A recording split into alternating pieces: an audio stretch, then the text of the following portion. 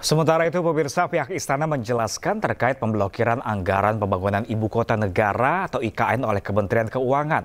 Menurut Hasan Nasbi, dana pembangunan IKN tetap ada, namun saat ini belum dibuka untuk digunakan dalam pembangunan.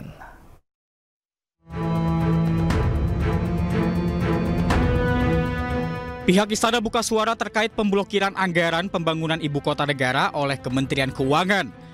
Kepala Kantor Komunikasi Kepresidenan Republik Indonesia, Hasan Nasbi, menjelaskan dana pembangunan IKN tetap ada, namun saat ini belum dibuka untuk digunakan dalam pembangunan. Lebih jauh, Hasan menjelaskan bahwa Presiden Prabowo akan memenuhi janjinya untuk membangun IKN hingga 5 tahun ke depan.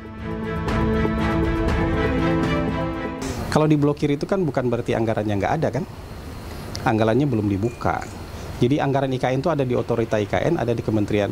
Anggaran pembangunan IKN itu ada yang di Kementerian PU, ada yang di otorita IKN. Yang jelas komitmen dari Presiden kan berapa hari lalu sudah disampaikan oleh Menko Infrastruktur kan, bahwa selama 5 tahun ke depan Presiden punya komitmen untuk meneruskan pembangunan IKN dengan biaya yang sudah disebutkan. Kalau tidak salah itu 48 triliun komitmen selama 5 tahun ke depan. Pemblokiran anggaran proyek IKN saat ini ramai menjadi perbincangan.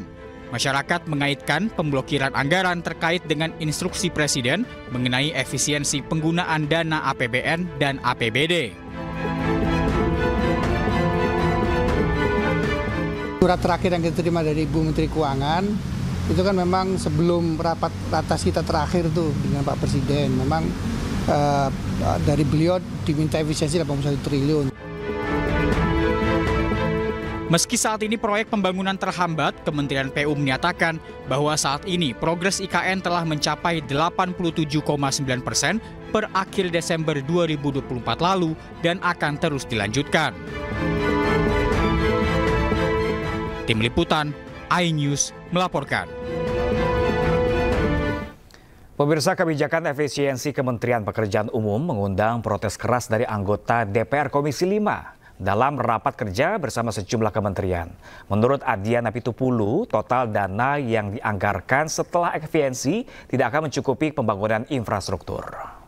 Bapak Ibu hadirin yang kami hormati, sebagaimana instruksi Presiden Republik Indonesia nomor 1 tahun 2025 tentang efisiensi belanja dalam pelaksanaan anggaran pendapatan dan belanja negara, pendapatan dan belanja daerah tahun anggaran 2025, maka seluruh menteri dan pimpinan lembaga diarahkan untuk melakukan identifikasi rencana efisiensi belanja sesuai besaran yang ditetapkan oleh Menteri Keuangan. Yang kedua adalah mengidentifikasi rencana efisiensi meliputi belanja operasional dan non-operasional, terdiri atas belanja operasional perkantoran, pemeliharaan, perjalanan dinas, bantuan pemerintah, pembangunan infrastruktur. Ini emang harus kita setujui ya? Karena memang nggak masuk di akal. 63 km 1 tahun. Jalan, kita mau bangun apa? Enggak, kalau jalan jembatan ini 12,48 triliun. 63 km, 4342, 1606, dan sebagainya. Itu memang kecil sekali. Jadi pimpinan, mau kita putar-putar ya nggak bakal dapat dapilnya. Bentar. Ya artinya kita biar Pak Adian selesai dulu. Ya, bentar. Artinya memang pengurangan 80 triliun ini dampaknya kemana-mana.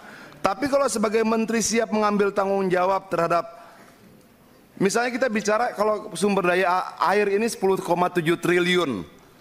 Terus kita mau bicara tentang ketahanan pangan sementara rehabilitasi jaringan irigasi cuma 16.000 hektar dari sekian banyak yang lain.